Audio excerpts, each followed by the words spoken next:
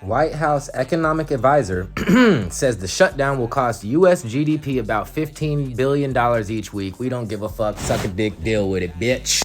The whole goddamn United States is struggling, and y'all losing some money this week. I don't give a fuck, boy.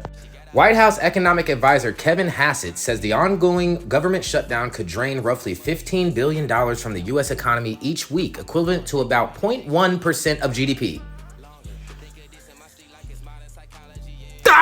That shit just said 0.1. $15 billion, 0.1% of the GDP. Let me go get my glasses. Let me start acting like I don't need those. Hold on. Okay. Speaking to CNBC on I'm trying to be funny and I fucked up my shit.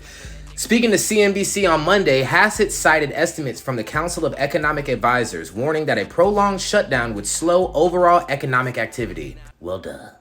If the shutdown continues for a long time, there's going to be a lot of things that don't happen, and it will show up in the GDP number. I will say, them traffic air controllers have started calling sick to work.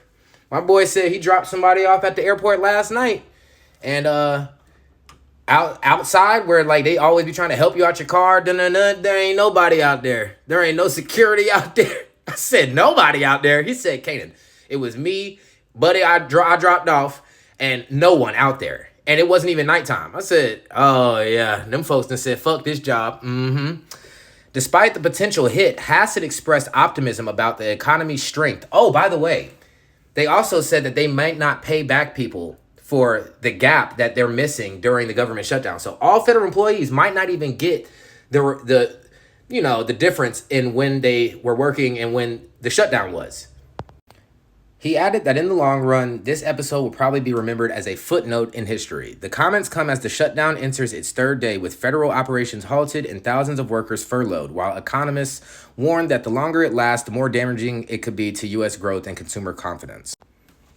White House memo claims furloughed federal workers aren't entitled to back pay, defies 2019 law that guaranteed retroactive pay after shutdown.